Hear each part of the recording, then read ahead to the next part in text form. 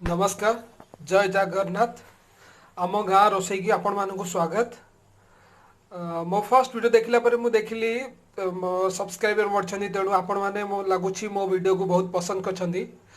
तो आज आसतु ओडिया स्टाइल चा नॉर्मल जैसे आम घरे बनाऊे से चा को टिके टेस्टी करवा से आम आज तंदूरी चा बनैबा। तो ये किसी भी आवश्यक नहीं नॉर्मल घरे समस्त चा बनाऊँ तो चा बनैबा जमी ये चा बसी तो चा रे एठिरे केवल अदा आउ गुजराती पड़ी जोटा कि चार टेस्ट कर दिए भल लगे चा हे आसलानी देखु आपको आम छाणीदेव छाणिकी टिके गैस उपर बसवा ताकि ये उषुम होता। नेक्स्ट तंदूरी चा पे आमको दरकार से माटी पात्रटा जोटा ओडिशा रे तो बहुत इजिली मिल जाऊँगी छोट माटी पात्रटाए बहुत आपको आम सफा करके रखीचु तेणु आपको आम कौन करवा नेक्स्ट जो अलग चूलाटा अच्छी नेक्स्ट चूलाटा से आम ऊपर रखिकी गरम करवा गैस को लगे गरम है चाटा को आम आ भितर ढाणवा। तो चलते प्रोसीजर देखा आपको गरम कर प्रोसीजर भी देखु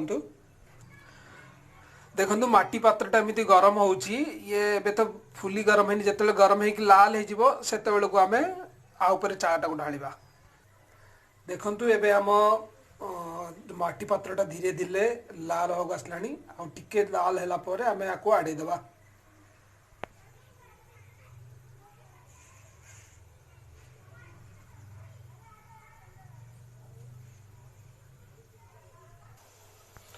देखु आम माटी पात्रटा गरम हो जाए तेणु माटी पात्रटा को आम आड़े की गोटे बर्तन भितर रखा देखु आराम से आड़े आ भितर हम रखिले नेक्स्ट जो छणा होता चाटा जो गरम हो रखाई आम धीरे धीरे ढाड़ा देखु